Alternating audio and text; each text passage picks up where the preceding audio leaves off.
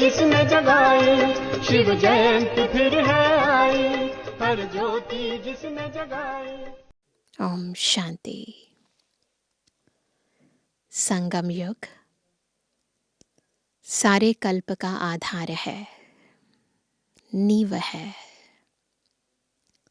पूरे कल्प हम जो भी सेलिब्रेशंस करते हैं, द्वापर युग से खास, क्योंकि सतयुग और त्रेता तो पूरा युग ही सेलिब्रेशंस का है, मनाने का है, खुश रहने का है और खुशियां बांटने का है। परंतु द्वापर से भी जिन जिन पर्वों के कारण मनुष्य आत्मा खुश रहती है और खुशियां मनाती है,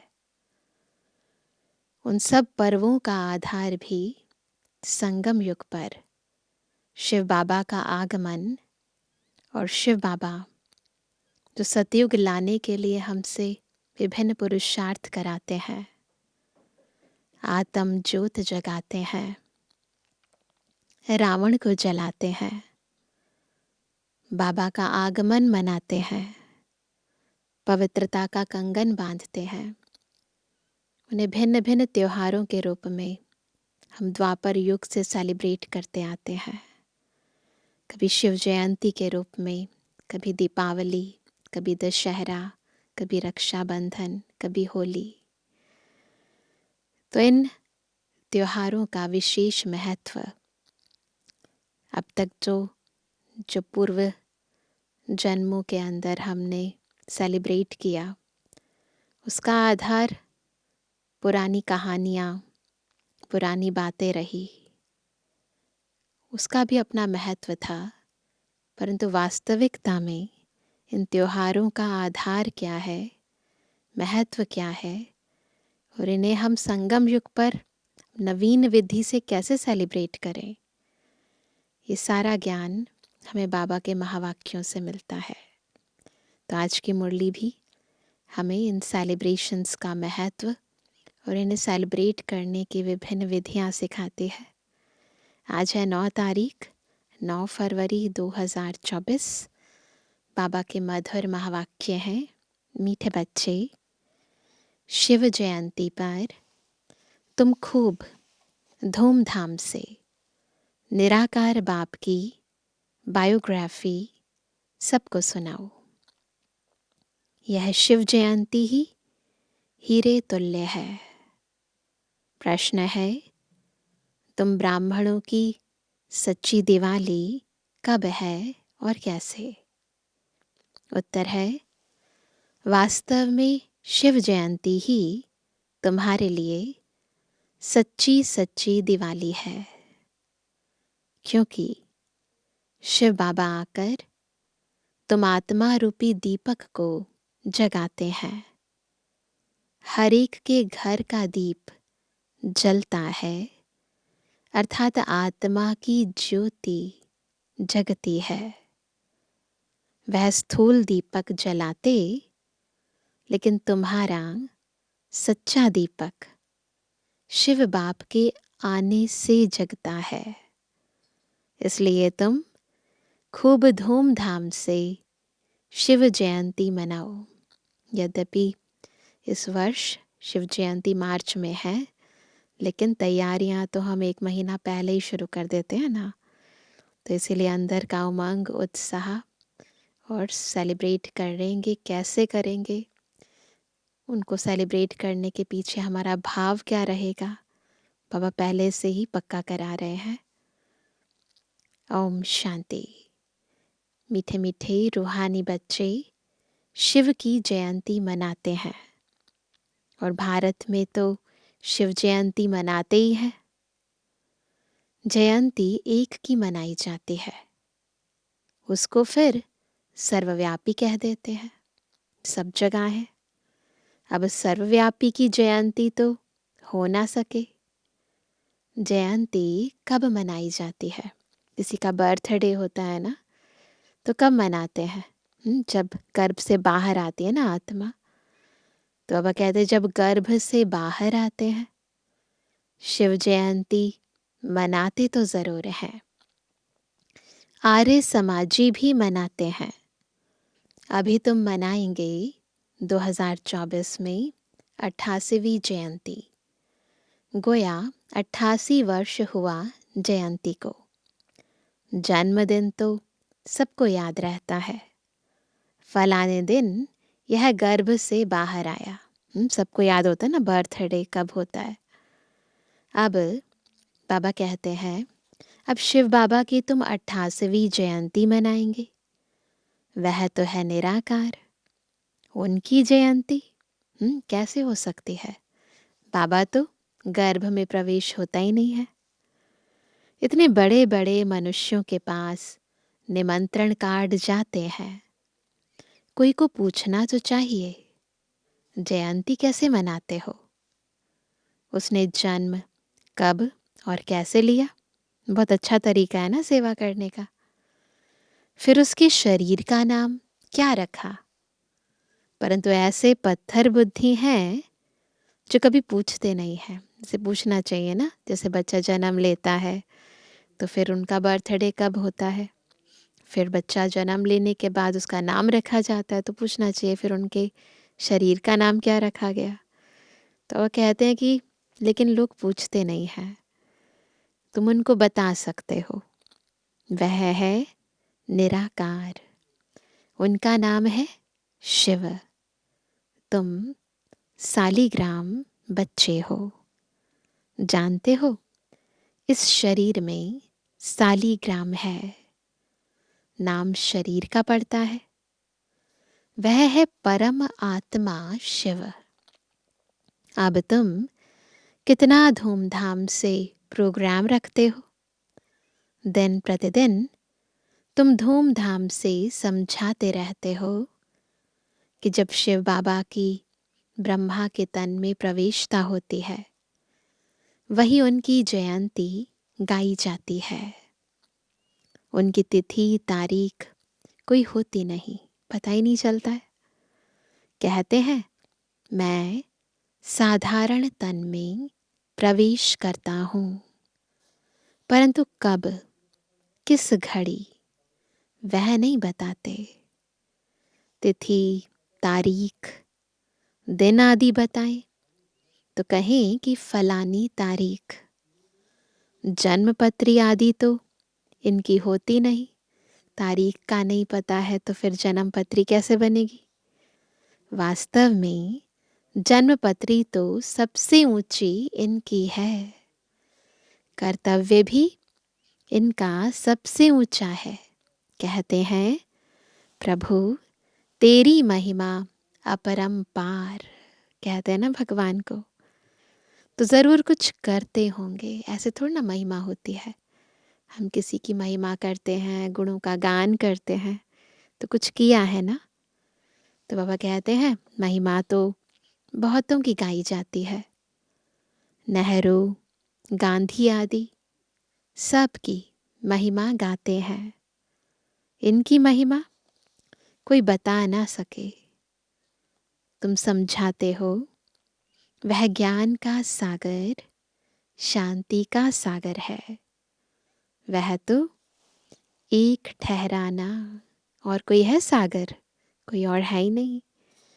फिर उनको सर्वव्यापी कैसे कह सकते? परंतु कुछ भी समझते नहीं हैं। और तुम मनाते हो तो कोई पूछने का साहस भी नहीं करते हैं। नहीं तो पूछना चाहिए।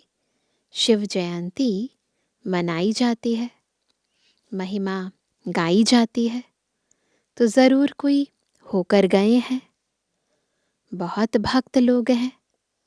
अगर गवर्नमेंट ना माने तो भक्तों, साधुओं, गुरुओं की स्टैंप भी ना बनाए, है ना। बनाती है इसका मतलब मानते हैं ना। तो बाबा कहते हैं जैसी है गवर्नमेंट ऐसी है रैयत, यानी प्रजा। ये कहते हैं ना यथा राजा तथा प्रजा। तो इसीलिए बाबा ने कहा जैसी है गवर्नमेंट वैसी है रैयत। अभी तुम बच्चों को बाप की बायोग्राफी का भी अच्छी तरह मालूम पड़ा है। तुमको जितना फख्र रहता है उतना और कोई को नहीं रह सकता है। तुम ही कहते हो शिव जयंती हीरे तुल्य है। अनुभव है ना, बाकियों को तो अनुभव है भी नहीं। बाकी सब जयंतियाँ कौड़ी मिसल है। बाप ही आकर कौड़ी को क्या बनाते हैं? हीरे तुल्य बनाते हैं। श्री कृष्ण भी बाप द्वारा इतना ऊंचा बना, इसलिए उनका जन्म हीरे तुल्य गाया जाता है। बाबा का जन्म भी हीरे तुल्य और श्री कृष्ण का जन्म भी। पहले कौड़ी तुल्य होगा पूर्व जन्म, फिर हीरे तुल्य बाबा ने बनाया, फिर महत्व हो जाता है उस बर्थ का। यह बातें मनुष्य नहीं जानते हैं, हम समझ सकते हैं इन बातों को कि शिव बाबा की जयंती हीरे तुल्य कैसे है। उनको ऐसा वर्ल्ड का प्रिंस किसने बनाया? दुनिया में तो किसी को नहीं पता ना। तो यह भी समझाना चाहिए। श्री कृष्ण जन्माष्टमी मनाते हैं। बच्चा तो माता के गर्भ से ही बाहर निकला, उनको टोकरी में ले गए। ऐसे स्टोरी में बताते हैं कि उनको उनके पिता टोकरी में ले गए। अब श्री कृष्ण तो वर्ल्ड प्रिंस था, फिर उनको डर काहे का? वहाँ कंस आदि कहाँ से आया? ये जो स्टोरीज बताते हैं ना कि कंस से छिपा कर ले गए, उनका जन्म कारागार में हुआ। तो वो कहते कंस कहाँ से आए? वो तो सतयुग का फर्स्ट प्रिंस था। यह सब बातें शास्त्रों में लिख दी हैं। अब तुमको अच्छी रीति समझाना चाहिए। समझाने की युक्तियाँ बहुत अच्छी चाहिए। सब एक जैसा नहीं पढ़ा सकते। युक्ति युक्त न समझने से और ही डिससर्विस होती है। अब शिव जयंती मनाई जाती है तो ज़रूर शिव की ही महिमा करेंगे। गांधी जयंती पर गांधी की ही महिमा करेंगे, और कुछ सूझेगा नहीं। अब शिव जयंती तुम मनाते हो तो ज़रूर उनकी महिमा, उनकी बायोग्राफी व जीवन चरित्र भी होगा। किसी का भी बर्थडे मनाते हैं तो डेफिनेटली उनकी महिमा भी करते हैं, बायोग्राफी भी होती है, जीवन के कुछ चरित्र भी होते हैं। तुम उस दिन उनका ही जीवन चरित्र बैठ सुनाओ, जिसे बाप कहते हैं। मनुष्य कोई पूछते भी नहीं है कि शिव जयंती कैसे शुरू हुई। किसी के मन में ही नहीं आता ये पूछना ना। उसका कुछ भी वर्णन है नहीं। उनकी महिमा तो अपरंपार गाई जाती है। शिव बाबा को भोलानाथ कह बहुत महिमा करते हैं। वह तो क्या कहते हैं शिव बाबा को? भोला भंडारी है। वह लोग शिव शंकर कह देते हैं। शंकर को भोलानाथ समझ लेते हैं। वास्तव में भोलानाथ शंकर है? शंकर तो नहीं लगता। उनके लिए तो क्या कहते हैं? उनके लिए तो कहते हैं आँख खोली तो विनाश हुआ। तो भोला हुआ क्या? भोला तो नहीं हुआ ना। धतूरा खाते उनको फिर भोलानाथ कैसे कह सकते हैं? ऐसे हम उनको भी समझा सकते हैं दुनिया वालों को। महिमा तो एक की ही होती है। तुमको शिव के मंदिर में जाकर समझाना चाहिए। वहाँ बहुत लोग आते हैं तो शिव का जीवन चरित्र सुनाना है। कहते हैं भोला भंडारी शिव बाबा। अब शिव और शंकर का भेद भी तुमने ही बताया है। शिव की पूजा होती है शिव के मंदिर में, तो वहाँ जाकर तुमको शिव की जीवन कहानी बतानी है। जीवन कहानी अक्षर सुनकर कोई का माथा ही चक्रित हो जाएगा। क्या कि शिव की जीवन कहानी कैसे सुनाएंगे? तो मनुष्य वंडरफुल बात समझ बहुत आएंगे। बोलो, निमंत्रण पर जो आएंगे उनको हम निराकार परमपिता परमात्मा की जीवन कहानी बताएंगे। गांधी आदि की भी बायोग्राफी सुनते हैं ना। अभी तुम महिमा करेंगे शिव की तो मनुष्यों की बुद्धि से सर्वव्यापी की बात उड़ जाएगी। जब हम एक शिव बाबा की महिमा करेंगे तो सब ये नहीं सोच पाएंगे कि शिव सर्वव्यापी है, सब जगह है, क्योंकि वो जो वर्णन है, वो जो महिमा है, वो जो गुणगान है, वो केवल एक परमात्मा के ही हो सकते हैं, किसी मनुष्य आत्मा के नहीं हो सकते। तो उनकी बुद्धि से ये सर्वव्यापी की बात उड़ जाएगी। एक की महिमा फिर दूसरे से मिल ना सके। यह जो मंडप बनाते हैं, वह प्रदर्शनी करते हैं, वह कोई शिव का मंदिर तो है नहीं। तुम जानते हो, सच्चा सच्चा शिव का मंदिर वास्तव में यह है। कौन सा है? यह मधुबन है, जहाँ रचता खुद बैठ रचता और रचना के आदि मध्य अंत का राज समझाते हैं। तुम लिख सकते हो, रचता की जीवन कहानी और रचना के आदि मध्य अंत का राज अथवा हिस्ट्री सुनाएंगे। निमंत्रण पत्र पर ऐसे ऐसे लिख सकते हैं। हिंदी अंग्रेजी में लिखत हो, बड़े बड़े के पास जाएंगे तो वंडर खाएंगे। कैसे? कि यह कौन है जो परम पिता परमात्मा की बायोग्राफी बताते हैं। बाबा देखो कितना अच्छी तरह सेवा करने की विधि बताते हैं। सिर्फ रचना के लिए तुम कहेंगे तो समझेंगे प्रलय हुई, फिर नई रचना रची। परंतु नहीं, तुमको तो समझाना है बाप पतितों को आकर पावन बनाते हैं तो मनुष्य वंडर खाएंगे। शिव के मंदिर में भी बहुत आएंगे।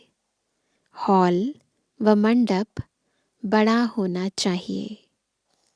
भल तुम प्रभात फेरी निकालते हो, उसमें भी यह लक्ष्मी नारायण का राज्य किसने स्थापन किया? उन्हों को यह समझाना है। निराकार शिव बाबा जो सभी आत्माओं का बाप है, वो ही आकर राजयोग सिखाते हैं। ऐसे ऐसे विचार सागर मंथन करना चाहिए कि कैसे शिव के मंदिर में जाकर सर्विस करनी चाहिए।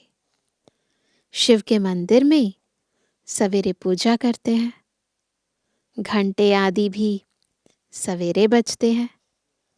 शिव बाबा भी प्रभात के समय आते हैं।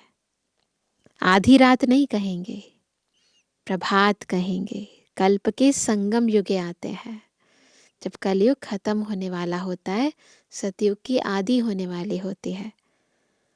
उस समय तुम ज्ञान भी नहीं सुना सकते हो, क्योंकि मनुष्य सोए रहते हैं। रात को फिर भी मनुष्यों को फुर्सत होती है, बत्तियां आदि भी जलती है, रोशनी भी अच्छी करनी चाहिए।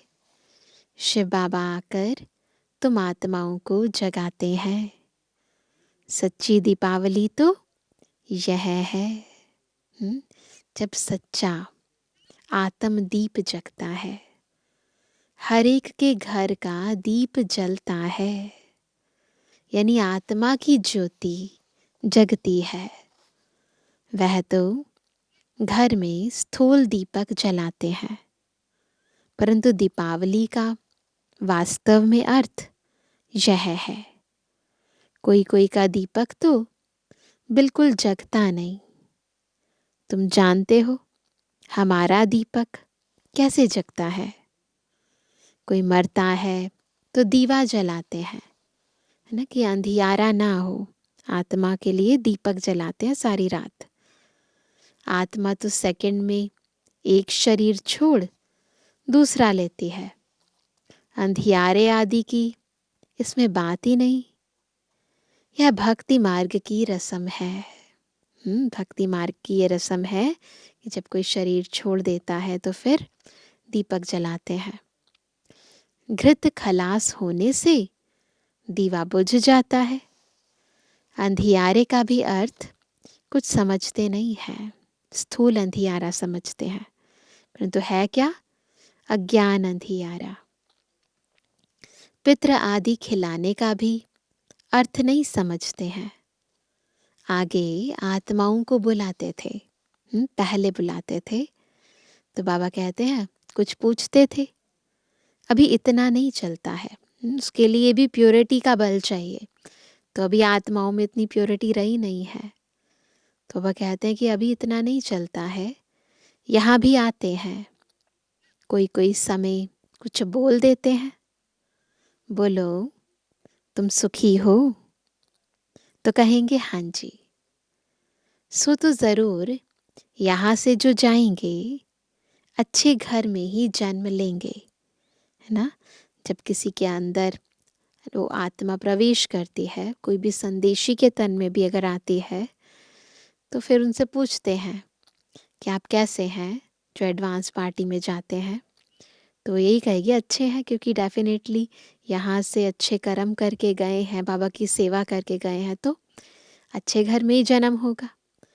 तो बाबा कहते हैं कि अच्छे घर में ही जन्म लेंगे। जन्म ज़रूर अज्ञानी के घर में लेंगे। ज्ञानी के घर में तो जन्म ले नहीं सकते। अगर ज्ञानी है तो जन्म कैसे लेंगे? वो तो प्योर रहेगा ना। तो बाबा कहते हैं वो तो ले नहीं सकते, क्योंकि ज्ञानी ब्राह्मण तो विकार में जा ही नहीं सकता, है ना।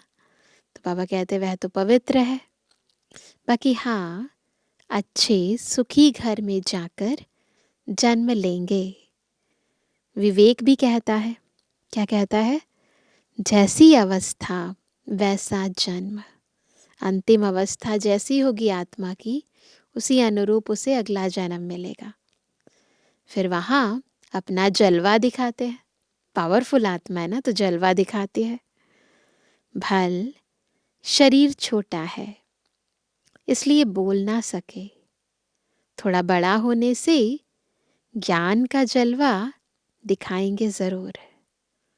जैसे कोई कोई शास्त्रों के संस्कार ले जाते हैं, होते हैं ना, कई अच्छे ज्ञानी ध्यानी होते हैं, शरीर छोड़ते हैं तो शास्त्रों ने कंठ होते हैं पूर्व जन्म के, तो संस्कार ले जाते हैं। तो छोटेपन में ही उसमें लग जाते हैं। छोटे होते हैं, पूर्व जन्म के संस्कार हैं तो कंठ हो जाते हैं उन्हें भी। यहाँ से भी नॉलेज ले जाते हैं तो ज़रूर महिमा निकलेगी।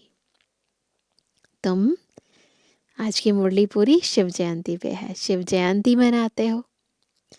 वह लोग कुछ अर्थ नहीं समझ सकते हैं। पूछना चाहिए, अगर वह सर्वव्यापी है तो जयंती कैसे मनाएंगे? सबके अंदर है, अब बर्थडे कैसे मनाएंगे? अब तुम बच्चे पढ़ रहे हो, तुम जानते हो वह बाप भी है, टीचर भी है, सतगुरु भी है। बाबा ने समझाया है। सिख लोग भी कहते हैं, क्या कहते हैं? सत श्री अकाल है। कहते ना सत श्री अकाल। अब वास्तव में अकाल मूर्त तो सब आत्माएं हैं, परंतु एक शरीर छोड़ दूसरा लेते हैं, इसलिए जन्म मरण कहा जाता है। आत्मा तो वही है। आत्मा 84 जन्म लेती है, बॉडी चेंज हो रही है, आत्मा तो वही है। कल्प जब पूरा होता है तो खुद ही आकर बतलाते हैं, क्या?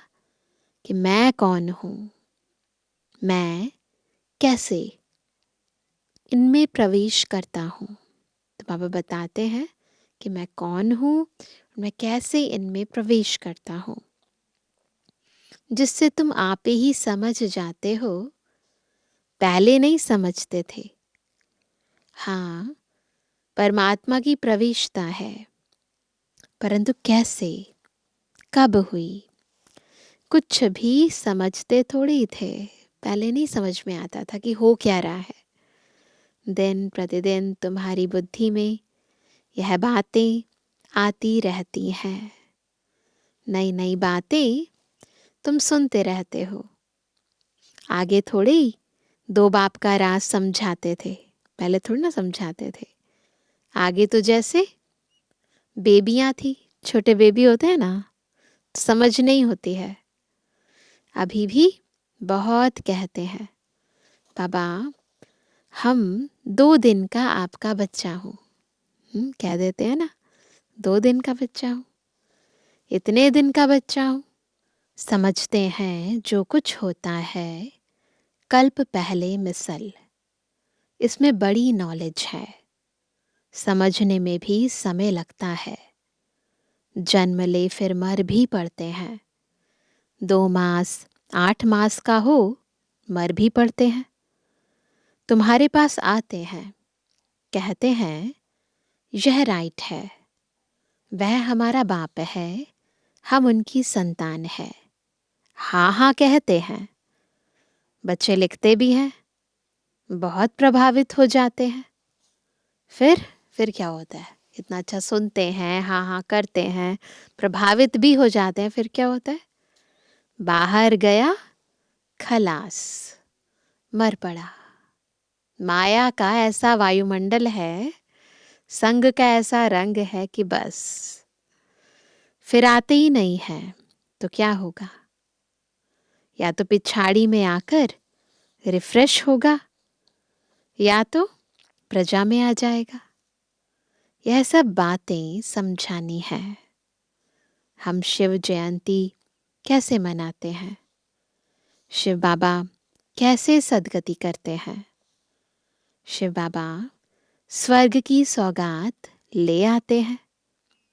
खुद कहते हैं, मैं तुमको राजयोग सिखाता हूँ, विश्व का मालिक बनाता हूँ। बाप तो है ही हेवन का रचयिता, तो ज़रूर हेवन का ही मालिक बनाएंगे। हम उनकी बायोग्राफी बताते हैं, कैसे स्वर्ग की स्थापना करते हैं, कैसे राजयोग सिखाते हैं। आकर सीखो। जैसे बाप समझाते हैं, वैसे बच्चे नहीं समझा सकते हैं क्या? समझा सकते हैं ना। बाबा कितना क्लैरिटी से समझाते हैं। इसमें बहुत अच्छा समझाने वाला चाहिए। शिव के मंदिर में बहुत अच्छा मनाते होंगे शिव जयंती। डेफिनेटली शिव के मंदिर में तो बहुत अच्छी तरह मनाते होंगे। वहाँ जाकर समझाना चाहिए। रात को जागरण भी रखते हैं, वो तो सारा दिन भी भूखे प्यासे रहते हैं। लक्ष्मी नारायण के मंदिर में अगर शिव की जीवन कहानी सुनाएंगे तो किसको जचेगी नहीं, है ना। वो तो उन्हीं को मानते हैं ना भगवान, तो उनको जचेगी नहीं, ख्याल में नहीं आएगा। फिर उन्हों को अच्छी रीति बुद्धि में बिठाना पड़े। लक्ष्मी नारायण के मंदिर में बहुत आते हैं। उन्हों को लक्ष्मी नारायण राधे कृष्ण का राज समझा सकते हो। उनका अलग अलग मंदिर होना नहीं चाहिए। श्री कृष्ण जयंती पर तुम श्री कृष्ण के मंदिर में जाकर समझाएंगे, कृष्ण ही गोरा, कृष्ण ही सांवरा क्यों गाया जाता है। कहते हैं गावड़े का छोरा, श्री कृष्ण के लिए कहते हैं ना, ग्वाला था। गावड़े में तो गायें बकरियां चराते होंगे ना। बाबा फील करता है हम भी गावड़े के थे। ब्रह्मा बाबा भी फील करता है हम भी गावड़े के थे। न टोपी न जुत्ती, पहले तो ऐसी स्थिति थी। अब स्मृति आती है, हम क्या थे। सबको आती है ना कि हम क्या थे। तो बाबा कहते स्मृति आती है कि हम क्या थे, फिर बाबा ने आकर प्रवेश किया है। ब्रह्मा बाबा को स्मृति आती है। तो यह बाप का लक्ष्य सबको मिले कि शिव बाबा को याद करो, वो ही सदगति दाता है। बुद्धि में ये लक्ष्य होना चाहिए कि सबको कम से कम ये ज़रूर बता दें कि उनको याद करेंगे तो सदगति होगी। तुम रामचंद्र की भी जीवन कहानी बता सकते हो, कब से उनका राज्य शुरू हुआ, कितना वर्ष हुआ। ऐसे ऐसे ख्यालात आने चाहिए। शिव के मंदिर में शिव की बायोग्राफी सुनानी पड़े। लक्ष्मी नारायण के मंदिर में लक्ष्मी नारायण की महिमा करनी पड़े। राम के मंदिर में जाएंगे तो राम की जीवन कहानी सुनाएंगे। तो जैसी स्थिति, जैसा स्थान, वैसी सेवा। अब तुम पुरुषार्थ कर रहे हो देवी देवता धर्म स्थापन करने का। हिंदू धर्म तो कोई ने स्थापन नहीं किया है। हिंदू धर्म नहीं है, आदि सनातन देवी देवता धर्म है। बाकी हिंदू कोई धर्म नहीं है। यह सीधा कहने से बिगड़ेंगे, परंतु अभी तो बहुत लोग मान चुके हैं, समझते हैं यह कोई ईसाई है। सफेद कपड़े देखते हैं ना, तुम बोलो हम आदि सनातन देवी देवता धर्म के हैं, जिसको आजकल हिंदू कह दिया है। ने समझाना है, नहीं तो कई लोग यही कहते हैं ये तो देवी देवताओं को मानते ही नहीं है। तो उनको क्लियर करके बताना है। अच्छा, मीठे मीठे सर्व से एबल आज्ञाकारी बच्चों पर माता पिता बाप दादा का याद तारा। Good morning. रूहानी बच्चों की रूहानी बाप दादा को गुड मॉर्निंग, नमस्ते नमस्ते नमस्ते। धारणा के लिए मुख्य सार है। पहला, शिव जयंती धूमधाम से मनाओ। शिव बाबा के मंदिर में शिव की और लक्ष्मी नारायण के मंदिर में लक्ष्मी नारायण व राधे कृष्ण की बायोग्राफी सुनाओ। सबको युक्ति युक्त समझाने दो। सेकंड पॉइंट, अज्ञान अंधियारे से बचने के लिए आत्मा रूपी दीपक को ज्ञान घृत से सदा प्रज्वलित रखना है। आत्मा रूपी दीपक को ज्ञान घृत से प्रज्वलित रखना है। दूसरों को भी अज्ञान अंधियारे से निकालना है। अपना दीपक प्रज्वलित होगा तब दूसरों का भी कर सकेंगे। वरदान है, सर्व खजानों से संपन्न बन निरंतर सेवा करने वाले अखुट अखंड महादानी भव। कैसे बनेंगे अखुट अखंड महादानी? जब पहले खुद सब खजानों से संपन्न बनेंगे और फिर निरंतर सेवा करते रहेंगे। बाप दादा ने संगम युग पर सभी बच्चों को अटल अखंड का वरदान दिया है। सबने स्वीकार किया अटल अखंड। जो इस वरदान को जीवन में धारण कर अखंड महादानी, खंडित ना हो दान, अर्थात निरंतर सहज सेवाधारी बनते हैं, वह नंबर 1 बन जाते हैं। द्वापर से भक्त आत्माएं भी दानी बनती हैं, लेकिन अखुट खजानों के दानी नहीं बन सकती। विनाशी खजाने या वस्तु के दानी बनते हैं, लेकिन आप दाता के बच्चे जो सर्व खजानों से संपन्न हो, वह एक सेकंड भी दान देने के बिना रह नहीं सकते। एक सेकंड भी निरंतर देते जाते हैं। स्लोगन है, अंदर की सच्चाई सफाई प्रत्यक्ष तब होती है जब स्वभाव में सरलता हो। जब नेचर इजी होता है ना, तो पता चलता है कि अंदर से आत्मा सच्ची है, साफ है ना। तो आज सभी विशेष क्या पुरुषार्थ करेंगे, क्या होमवर्क करेंगे ना। एक तो आत्मा की ज्योति सदा जगी रहे और निरंतर सेवाधारी बन सदा देते चले।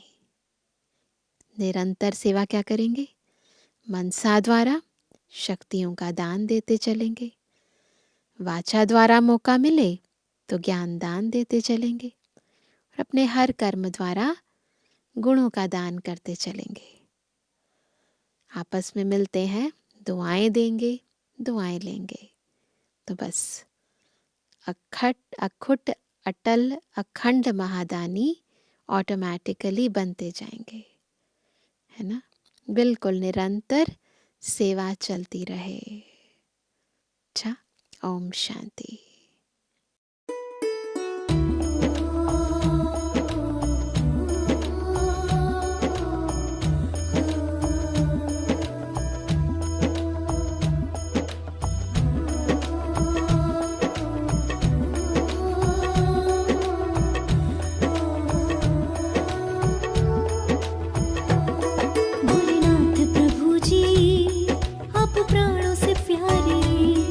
भोलेनाथ प्रभु जी आप प्राणों से प्यारे।